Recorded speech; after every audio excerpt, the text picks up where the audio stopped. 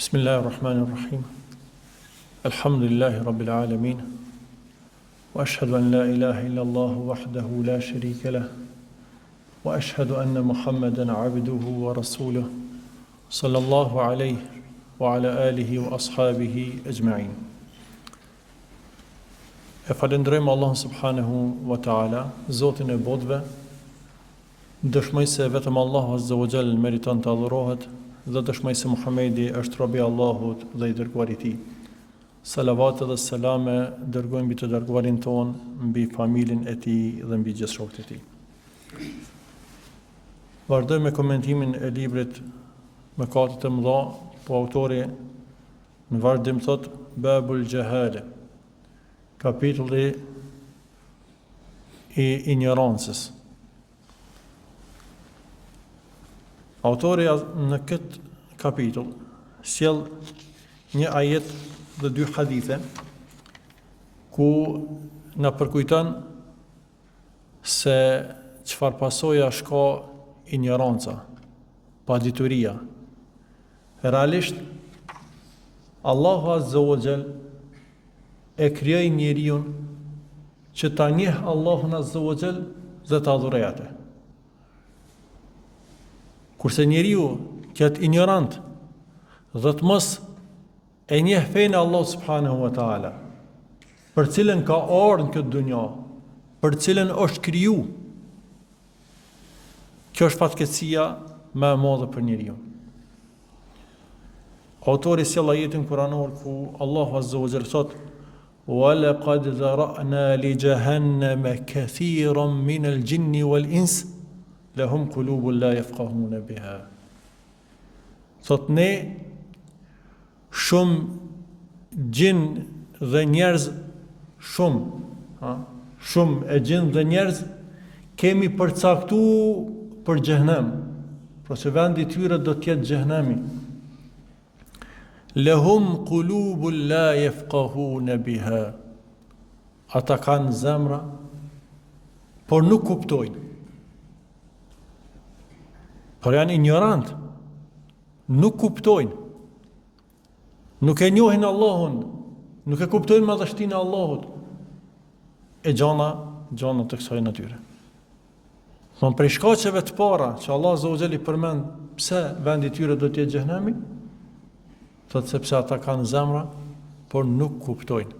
Pra për shkak ignorancës së tyre, se nuk e kanë kuptuar të vërtetën, nuk e kanë njohur të vërtetën, dhe nuk kam punu me te. Autori sjell në vazhdim hadithin e pejgamberit sallallahu alaihi wasallam i cili thot: "Me yuridillahu bihi khayran yufaqihu fi din." Thot pejgamberi sallallahu alaihi wasallam, atij që Allahu azza wa jall ja dëshiron të mirën, i jap kuptimin e thellë të fesë. Një nga mirësitë më të mëdha që Allahu azza wa jall i jep një njeriu është fakti që ai e kupton drejt dhe thellë fenë e Allahut azza wa jall, se për këtë është kriju. E që themeli i saj është njohja e Allahut dhe bindja ose adhurimi ndaj tij.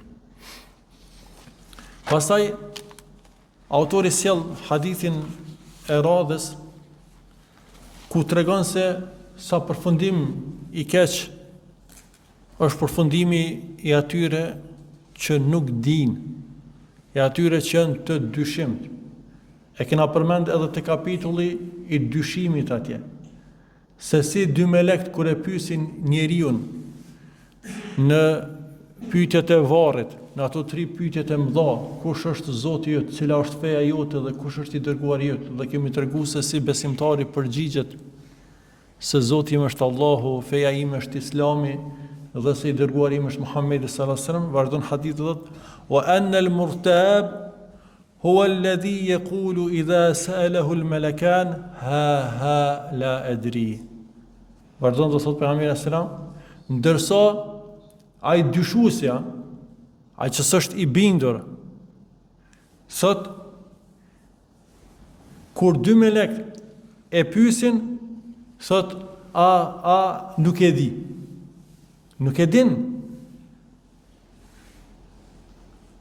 Sami'tu an-nasa yaquluna shay'an faqultuhu. I kum një njerëzit duke thonë diçka dhe kum thonë sikur ata. Jo, feja Allahut nuk e ka kështu. E vërteta nuk e ka kështu. Duhet të mësohet, duhet të njohet, duhet merret me përkushtim dhe bindje që njëri tjetër i palohatshëm këtë, edhe të vepron me ta. Pra kjo është fundi aty në njerëzit të cilët janë ignorant në njohjen e të vërtetës. Ignorant në njohjen e Allahut Azza wa Jalla, në njohjen e fesë së tij. Mas këtij kapitulli, autori përmend kapitullin thot bab el-qiha, kapitulli i patupsisë. E që kjo është një cilësi shumë e keqe paturpsia, që njëri tjetë paturp, tjetë pa morë, tjetë pa moral, tjetë pa etik, pa edukat. Fillimisht autori sjell ajetin kuranor, yastakhfuna minan nasi wa la yastakhfuna min Allahi wa huwa ma'ahum. Ata thot i fshihen njerëzve, por nuk i fshihen dot Allahut. Ajo është me ta. Por realisht kjo është një lloj ignoranca që ti Allahut do t'i fshihesh? Jo, ti mund i fshihesh njerëzve. Mirë po Allahut nuk i fshihesh dot. Ajo është me ty kudo që ti jesh. Me diturinë e tij, me shikimin e tij, me dëgjimin e tij. Andaj ki turp ndaj Allahut Azza wa Jalla. Duhet pas marrë para Allahut ose ka shi Allahut para çdo kujt tjetër. Meqense turpi në përgjithësi është i mirë. E gjithë turpi ka hajrin të.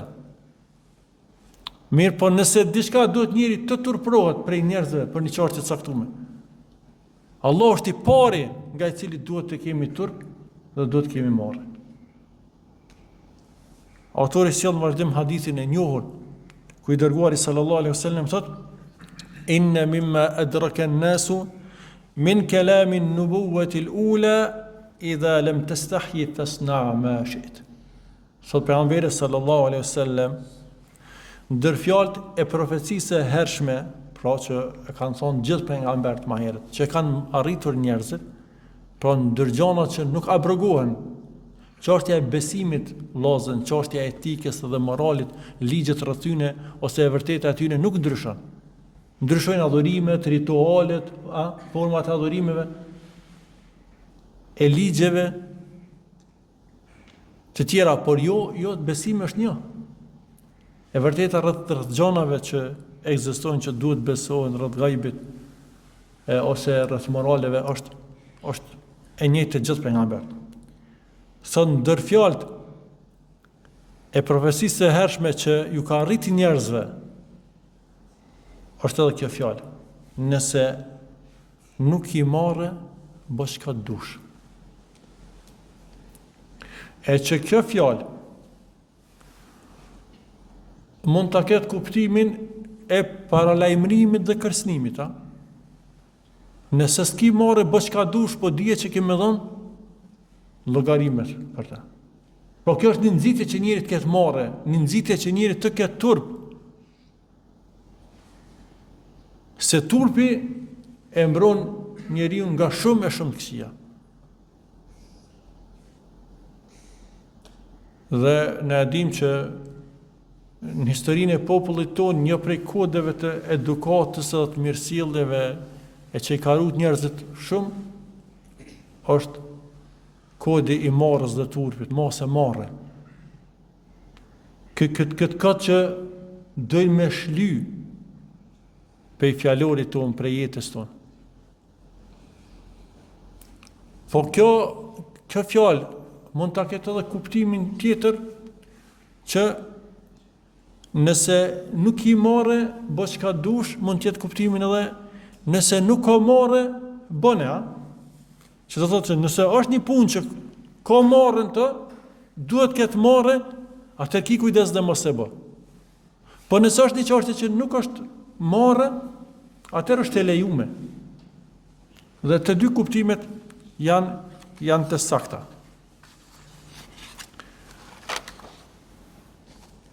Ndërsa në kapitullin tjetër, Babul Hirsi ala al-mali wa sharaf, autori flet për lakmin në pasuni ose ndaj pasurisë dhe famës ose pozitës. E që nuk ka dyshim që lakmia për mall dhe për famë i ka shkatru shumë njerëz.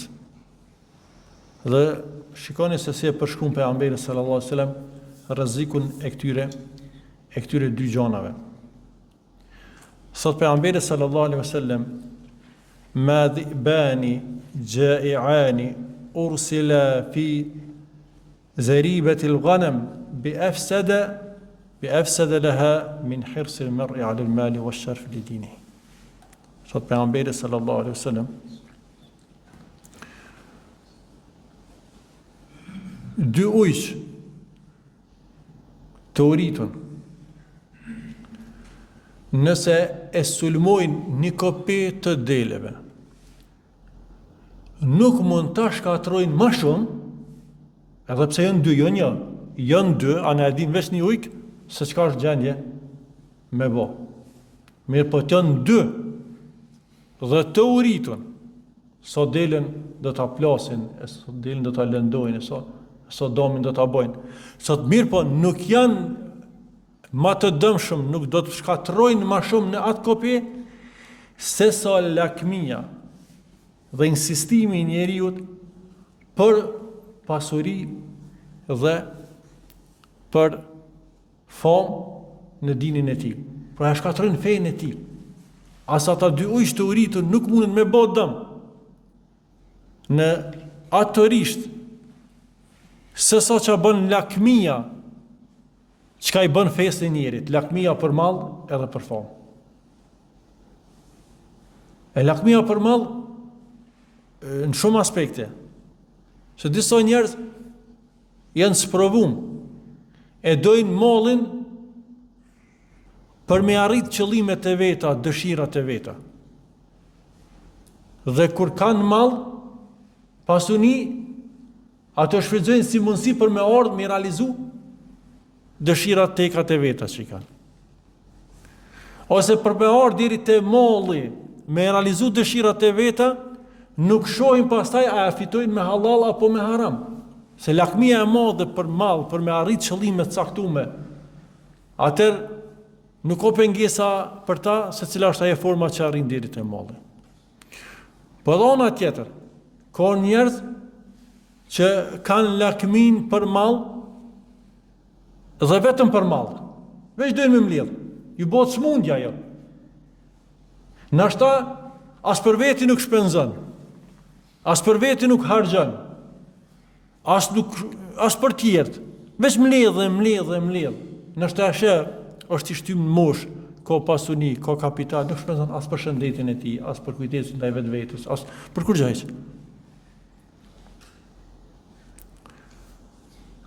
Sido që tjetë, krejt këtë gjendje bën njeriu të harron përmendjen e Allahut dhe adhurimin e Allahut. Se nëse njeri ka lakmi të madhe për mallin, angazhohet mas mallit, me fitu, me shpenzu mas qefeve, mas tekave të veta. Edhe ky që hiç se shpenzon, angazhimi me mbledh ku me bo që me harru Allahun, me harru përmendjen e tij, me harru ahiretin. E sa i përket lakmis për famë dhe pozit, veç mjafton fakti që me gjithë lakmin që njëri ka për mall, është gjendje me shkrif pasuninë e tij për me mrri famë dhe me mrri pozit. Na shohim, e shohim sa shpenzojnë njerëzit për me mrri pushtet, për me mrri pozita të caktuara, për me mrri famë. Kjo tregon tani sa e shkatron ajo njeriu. Pastaj autori Flet në një kapitull të radhës për el-hala wal-jubn. E që është kapitulli rreth pangopsisë dhe frikës, që njeri është frikacak, të zanë. E që kjo, njeri me koni i pangopun, dhe lidhet edhe me atë lakmin në rësmallit, po kjo pangopsia është edhe kuptim edhe ma gjonë, por shumë herë vjen edhe në kuptimin e mallit dhe pasunisë. Autori sjell ajetin kuranor innal insana, ose ajetin kuranor innal insana khuliqa halu'a idha massahu ash-sharru jazu'a wa idha massahu al-khayru manu'a illa al-musallin.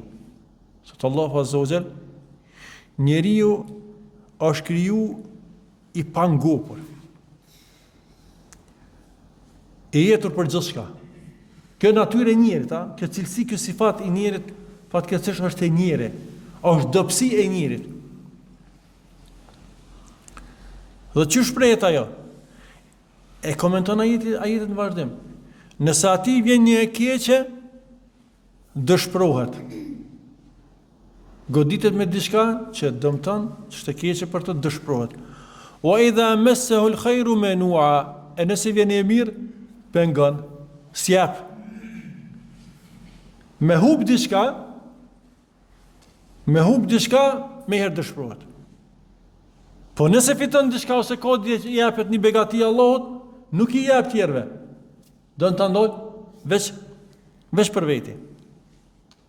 Është pak ngopsi, ku me ditë sa me tubu, ku me ditë sa me mbledh, ku me ditë sa me pas, ai dën hala. Pak diçka me i dal për i dorë dëshpërohet. Sa do me shtu edhe me marr nuk jap. Është pak ngopsi. Sot Allahu illa al-musallin, përveç namazlit. Ata që e fol namazin me përkushtim, e din që nëse njeri dështon diçka, i del diçka prej dore, nuk arrin diçka, është kaderi Allahut. Po nëse më ka diçka një begati, janë falenderues, ndaj Allahut e shfrytëzojnë dhe atë sa kanë mundësi ndihmojnë edhe tjerë. Për arsye se nuk shikimi në namazliut që bën namazin sinqerisht dhe si duhet, nuk është i përkohshëm. Vetëm këtë botë, vetëm i momentit, po shikon gjonat edhe më larg. Pastaj autori sjell hadithin e pejgamberit sallallahu alaihi wasallam ku thot: "Sharru ma fi ar-rajul shuhun hali' wa jubnun khali'." Thot pejgamberi sallallahu alaihi wasallam, më e keqja që ekziston te njeriu, sot është pangopsi ose lakmi e pangopur. Shuh, lakmi e pangopur. Dhe frikë e skajshme. Qëre një lloj frikë është normale, ka herë një lloj frikë është e arsyeshme, mirë po që njëri të ketë frikacak, të ketë qyqan, të ketë tuc, kjo është cilësi, bile tuc frikacan në skajshmëri, të e në dy cilësi të këqia, shumë të këqia të njeriu. Edhe lakmia pra e pangopur, edhe frika e skajshme. Njeri kur e ka lakmin, pra lufton me mbledh e me marrë shtam edhe ma herët, dhe me njëherë që shupëshu edhe në jetë, kur diçka i del prej dore, njeri dëshpërohet.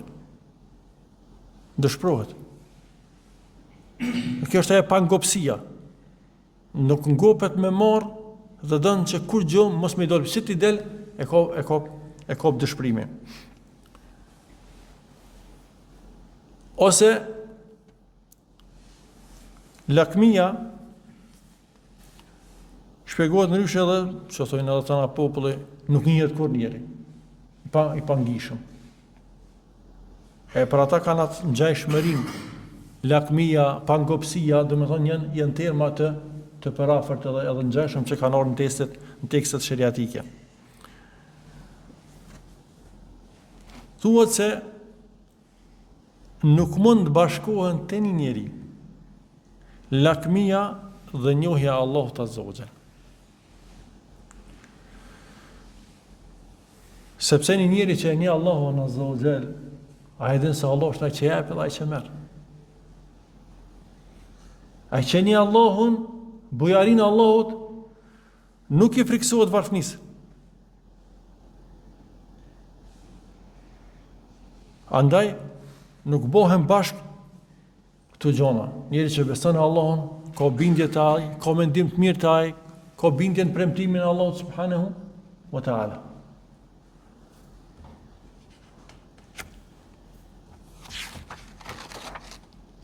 Gjithashtu autori sjell edhe një hadith në këtë kapitull ku thot: ittaku shuh fa inna ash-shuhha ahlaka man kana qablakum hamalahum ala an yasfiku dima'ahum wastahlu maharimahum. Thot pejgamberi sallallahu alaihi wasallam, hadithi është më i gjatë, mirë po kjo pjesë e hadithit, dhe keni frikë nga lakmia, sepse lakmia i ka shkatru njerëzit që ishin para jush. Më thonë lakmia Allah nuk është diçka e re. Edhe nuk është diçka që me modernizimin ose në thojza, me kulturën e njerëzve dhe emancipimin e këto fjalë që sikur njerëzit ndryshojnë. Jo, kjo një cilësi u konë të kaluar, i ka shkatru popujt më herët, njerëzit më herët. Dhe është rrezik edhe për neve, edhe për tjerë që do të vinë mas neve deri në ditën e gjykimit.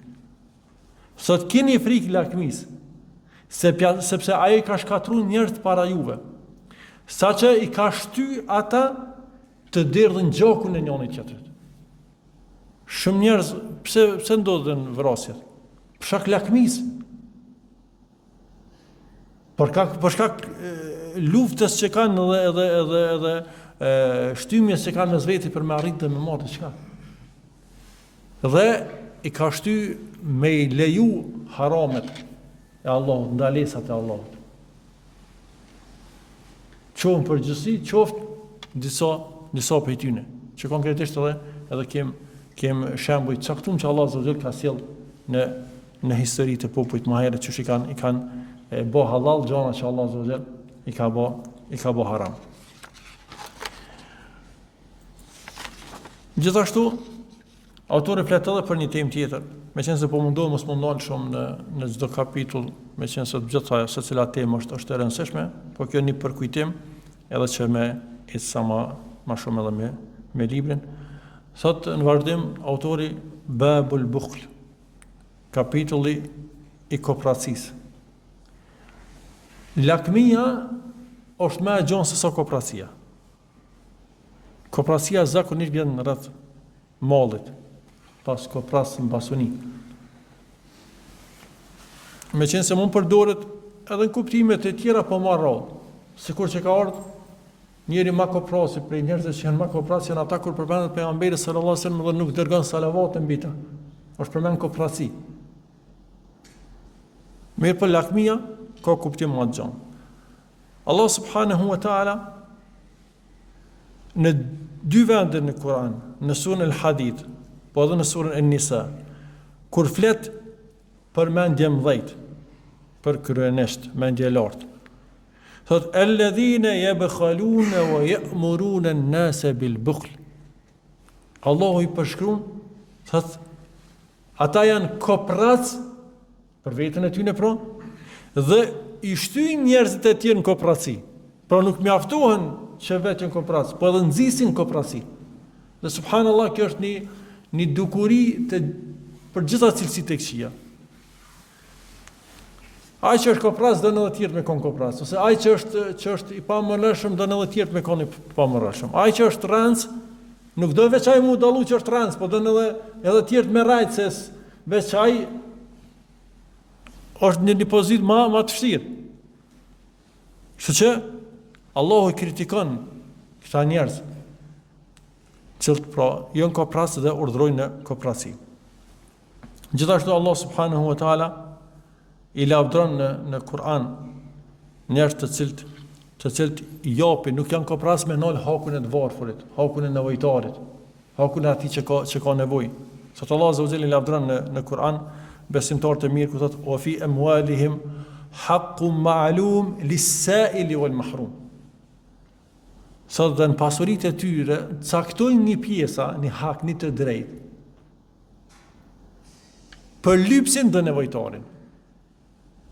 Po nuk e ndalin vetëm për vete, po ndojnë nga pasuria e tyre që t'japin edhe për lypsin, edhe për nevojtarin. I dërguari sallallahu alaihi wasallam në një rast i pyet fisin Benu Seleme, sot kush është zotëriu juaj, prisi juaj, i fisit juaj? I thojnë El-Gjed ibn Qajs. Sot kjo është prisi juaj. Ala anna nubakhilu. Sot vese e konsiderojmë që është kopras. Kemi presë, kemi po, është dështrengut. A realisht kalu me njerë që ju kam pri fiseve, njerë që kam pos autore, janë njerë që mas shumë ti kanë dhonë dhe nuk kanë kursy për vete, për familje, për fisin e për të tjertë, dhe me këto moralit mira kanë arrit me kon të partë, me pri me këto begati, me këto mirësi, me këto punë të mira ndaj tjerëve. Atëherë pejgamberi sa më çka thotë, wa ayu da'in adwa'u min al-bukhl. Sa të akos mundje ma të keqe se so kopracia. Andaj thot, zotëria juj është Amr ibn Gjemuh. Thot, prisi juj le të jetë Amr ibn Gjemuh që kon i njohën me bujarin e ti. Udhëheqja është një përgjithësi o vllazni. Shumë njerë marrë në udhëheqje për përfitime caktuar, për fame, për ku ta diun ato që u thanë më herët. Nuk e marrin përgjithësi, që ti nëse je i pris i një mase të njerëzve, ti duhet i plotësosh nevojat e tyre, ti duhet të kesh dert hallet e tjerëve, jo veç tuat. Të mbash një përgjithësi. Të bësh njerëzve zgjedhje. Atëherë thot, Amr ibn Gjemuh është prisi juaj. Dhe në fund, autori përmend kapitull të veçantë ndëshkimin e kooperacisë.